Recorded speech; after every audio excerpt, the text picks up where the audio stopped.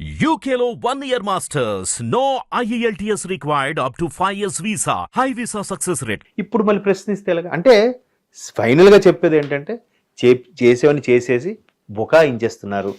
కాదు కూడదంటే రండి అని అలాగని అసెంబ్లీకి వెళ్ళి మాట్లాడరు, ఇంట్లో కూర్చొని మాట్లాడతారు, డిఫెన్స్ ఆడుతారు, అడిగిన ప్రశ్నలకు సమాధానం లేదు, లేచి వెళ్ళిపోతారు. సార్ మనం రామ్ గోపాల్ వర్మ గారి విషయానికి వస్తే, రామ్ గోపాల్ వర్మ గారి ప్రస్తావనగా జగన్మోహన్ రెడ్డి గారు ఈయన మాట్లాడడం జరిగింది.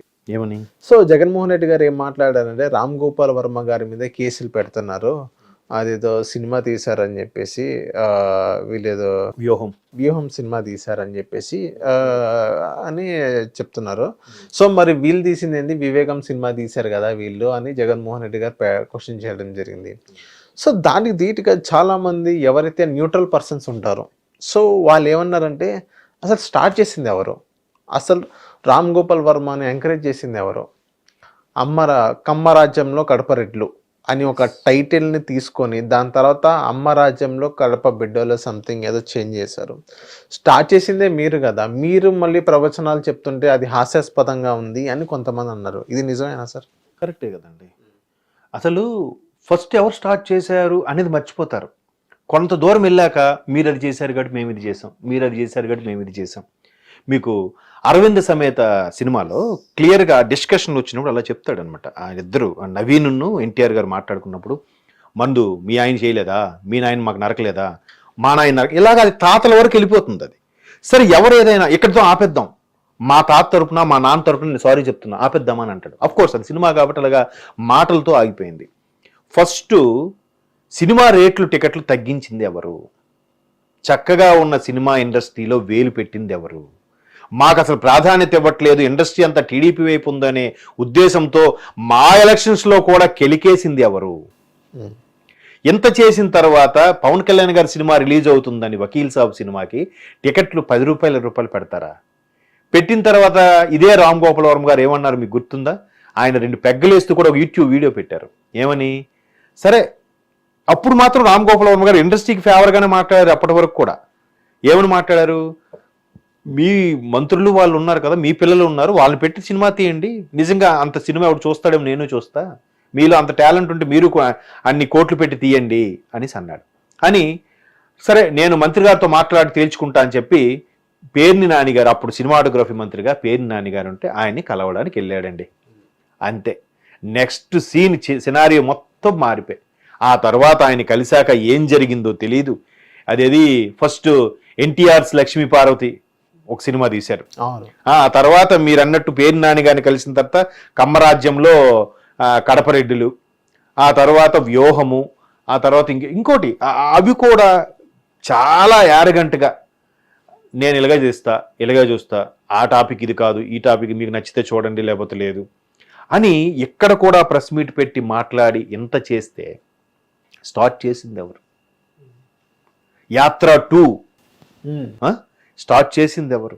దాని ట్రైల్స్ ప్రోమోస్ చూస్తే అప్పుడు అందరూ ఏమన్నారు, పేరు మాత్రమే రామ్ గోపాల్ వర్మది, స్క్రిప్ట్ స్క్రీన్ ప్లే అంతా కూడా తాడేపల్లి ప్యాలెస్ అని కూడా అన్నారు చాలా మంది. క్లియర్గా అదే ఉంది, ఎంతసేపు సెల్ఫ్ డబ్బా అని.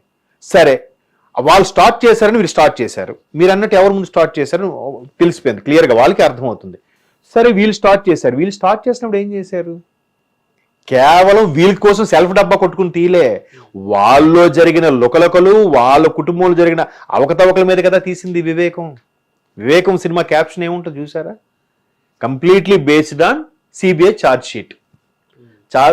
ఛార్జ్ షీట్ దాఖలు చేసిన ఆధారంగా తీసిన సినిమా.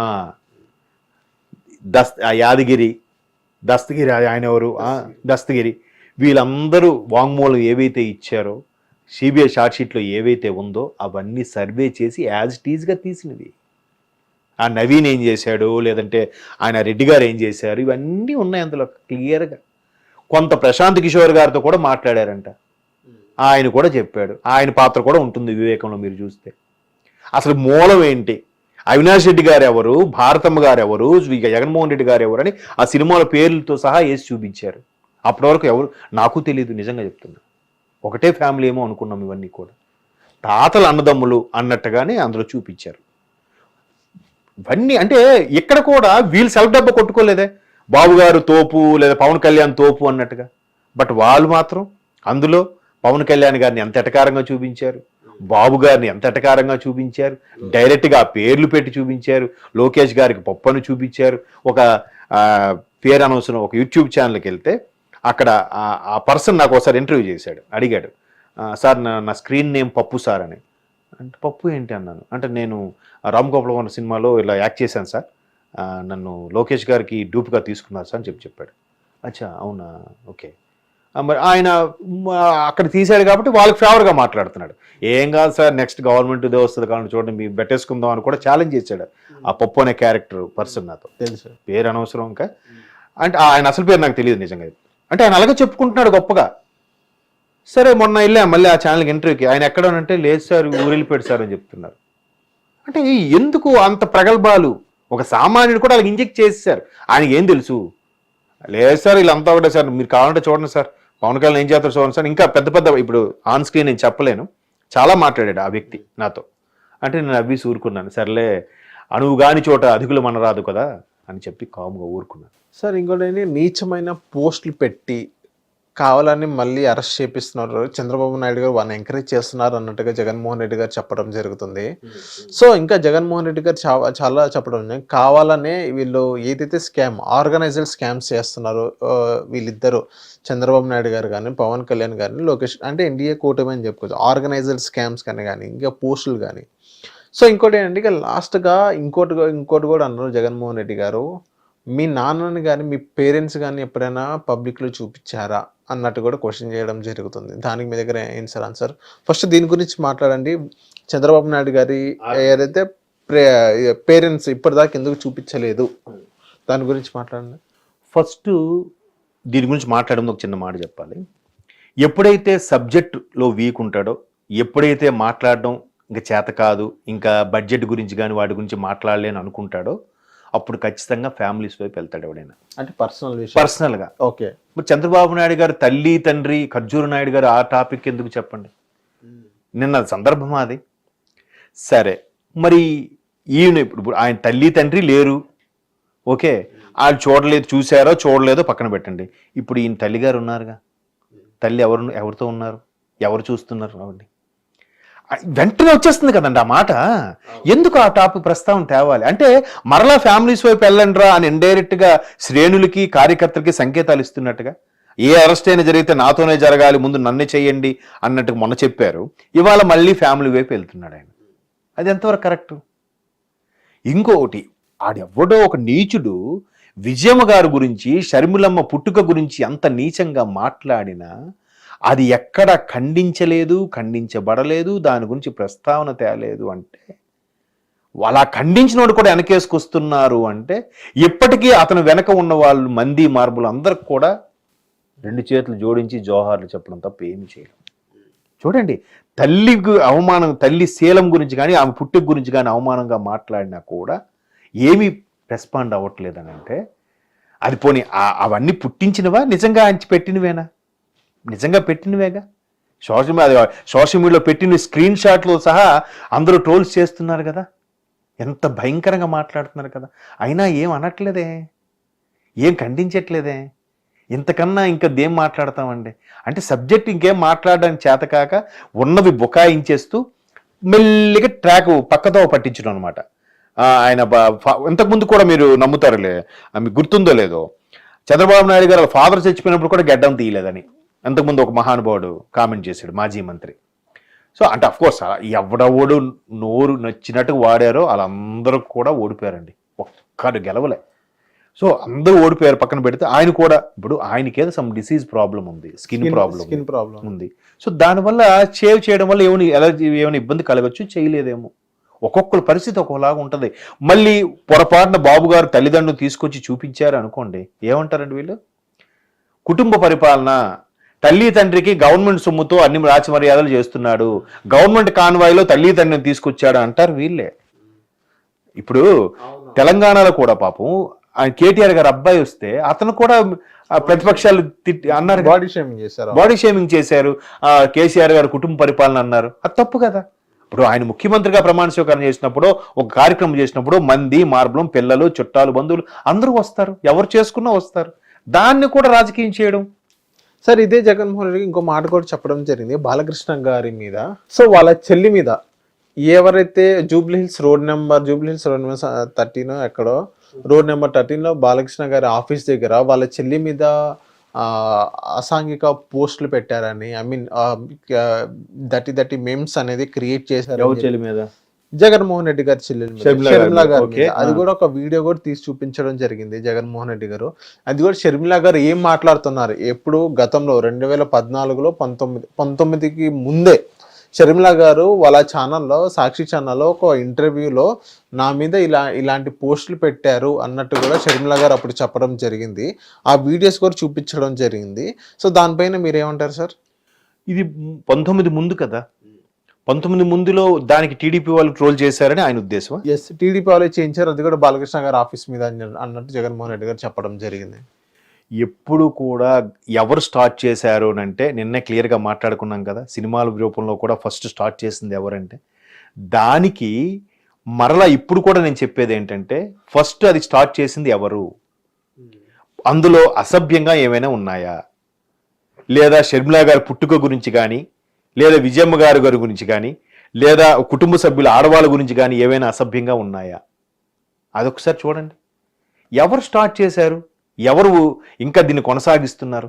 నిన్న కూడా ఇప్పుడు ఆ ప్రెస్ మీట్లో చంద్రబాబు నాయుడు గారి తల్లిదండ్రుల గురించి ఎందుకండి, ఇప్పుడు ఆ ప్రస్తావన తీసుకొచ్చి ఇప్పుడు నేను మాట్లాడాల్సింది సార్ మీకు చూపించండి. బాలకృష్ణ లోకేష్ మామ ఈయన సొంత టవర్ ఎన్బికే బిల్డింగ్స్ నుంచి వెబ్సైట్లలో తప్పుడు రాతలు రాయించి ప్రచారం గతంలో చేయలేదా? పోలీసులు హైదరాబాద్ లో పోలీసులు దర్యాప్తులో ఇది తేలలేదా?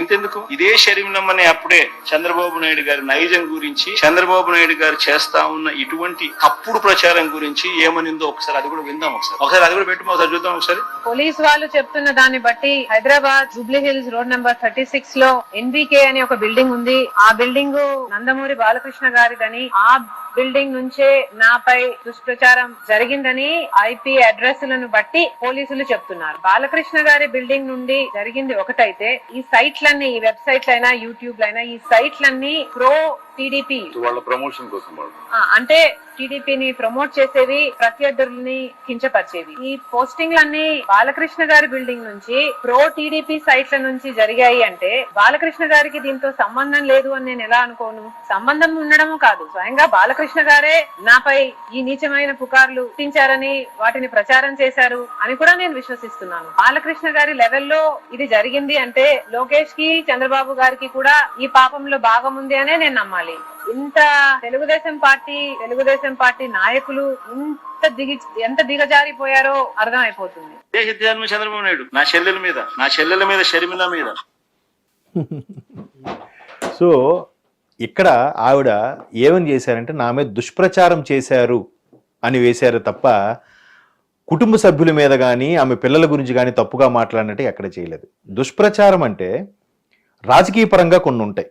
ఇప్పుడు ఫర్ ఎగ్జాంపుల్ మొన్న సురేఖ గారు నాగార్జున గారి గురించి మాట్లాడారు. ఏం మాట్లాడారు? మరీ టూ ఎక్స్ట్రీమ్ లెవెల్కి వెళ్ళి మాట్లాడారు. అలా మాట్లాడకూడదు. సరే, కేటీఆర్ గారి గురించి మాట్లాడారు. ఎలా మాట్లాడు? సినీ ఇండస్ట్రీతో సంబంధాలు ఉన్నాయి, వీళ్ళు ఫోన్ ట్యాపింగ్తో ఒక్కొక్కరిని లోబర్చుకుంటున్నారు అని మాట్లాడితే అంతవరకే కరెక్ట్. పేర్లు ఎత్తి ప్రస్తావన తీసుకొచ్చి మాట్లాడడం అనేది తప్పు. ఈ ఫోన్ ట్యాపింగ్ కూడా వీలే చేశారని మాట్లాడే వరకు తప్పు లేదు. అది రాజకీయంగా బురద జల్లుకోవడం. సో ఆ పరమైన బురద జల్లారే తప్ప షర్మిలా గారి మీద ఇక్కడ ఫ్యామిలీస్ వైపుకో వెళ్ళి లేదంటే ఆమె బిడ్డనో కొడుకునో తప్పుగా మాట్లాడినట్టుగానే చేయలే. ఇప్పుడు ఈయనకి షర్మిలమ్మ గారి గురించి అంత దారుణంగా మాట్లాడిన వ్యక్తి గుర్తు రాలేదు. షర్మిలమ్మ గారి గురించి ఎప్పుడో 5 ఏళ్ల కిందట జరిగింది తీసుకొచ్చి వీడియో చూపిస్తున్నారే. నిన్న లేదు మొన్న ఆ వర్రా రవీందర్ రెడ్డి గారి మాటలు, దానికి ఎక్కడ మాట్లాడరా? దాని గురించి ఏ ప్రెస్ మీడియా మిత్రులు కూడా ఎవరు ప్రశ్నించరా? దాని గురించి ఏం అడగరా? అంటే ఇప్పుడు ఎలా ఉందంటే, బాబు నువ్వు తప్పు చేసావు అని అంటే, నేను తప్పు చేశాను ఒప్పుకోవట్లే, నువ్వు నాకన్నా పెద్ద తప్పు చేసావు అని చెప్పడమే ఉంటుంది. అంటే నీ తప్పు నిండేట్టుగా ఒప్పుకుంటున్నట్టే. సరే నేనేం పెద్ద తప్పు చేశాను నువ్వు చెప్పు అంటే అసలు విషయం వదిలేసి ఏవేవో మాట్లాడటం. ఓకే. సో నిన్న ప్రతీది కూడా డిఫెన్స్ ఆడుతూ కౌంటర్ అటాక్ ఇస్తుండే అది మ్యాక్సిమం అర్థమవుతుంది ఎవరు స్టార్ట్ చేశారు, ఎవరు ముగింపు పలకలేకపోతున్నారు అనేది. ఇప్పుడు నిన్న ఎవరెవరు తప్పుగా మాట్లాడినా, ఇప్పుడు షర్మిలమ్మ గారి మీద రాసిన తప్పుడు కోతలు కదా వర్రా రవీంద్ర రెడ్డికి అరెస్ట్ అన్ని చేశారు. మరి అలాంటప్పుడు మా పార్టీని ఏమనలేదు కాబట్టి ప్రభుత్వం ఊరుకోవచ్చు కదా. సో ఆ చట్టం అందరికీ వర్తిస్తుందిలా చేశారు. వీళ్ళలాగా వాళ్ళకి ఏమనకుండా టీడీపీ వాళ్ళకి అరెస్ట్ చేయడం అలాగేం చేయలేదు. సో చెప్తున్నా కదా, బుకాయిస్తున్నారు, ఏదో చెప్తున్నారు, ఆ అబద్ధాన్ని కప్పిపుచ్చడానికి మరో 10 అబద్ధాలు ఆడుతున్నారు. మొత్తం మీద కొంచెం జాగ్రత్తగా స్క్రిప్ట్ రాసుకొని వచ్చి మాట్లాడుతున్నారు. అదైతే కొంచెం సంతోషం. అలాగే ధైర్యంగా లోకేష్ ఏదైతే మీడియాతో ఫేస్ చేసినప్పుడు సాక్షి వాళ్ళు రాలేదని అడుగుతున్నారు, ఈయన ధైర్యంగా ఏబిఎన్ వాళ్ళు TV5 వాళ్ళు వచ్చారా లేదా అడిగి ప్రెస్ మీట్ పెడితే చాలా హ్యాపీ. నేను హ్యాపీ, అందరూ సంతోషిస్తాం. అబ్బా ఈయన ఏ క్వశ్చన్కైనా సమాధానం చెప్పే నాయకుడు రా అని అనుకుంటాం. అది. థ్యాంక్ యూ సార్ మా హిట్ టీవీకి వచ్చినందుకు. థ్యాంక్స్ అమ్మా. హిట్ టీవీ యాప్ ని డౌన్లోడ్ చేసుకోండి. ఇందులో short news, live news, entertainment movies అన్ని అవైలబుల్ గా ఉన్నాయి. Please download Hit TV app. Hit TV app. Hit TV యాప్ని ఫ్రీగా డౌన్లోడ్ చేసుకోండి.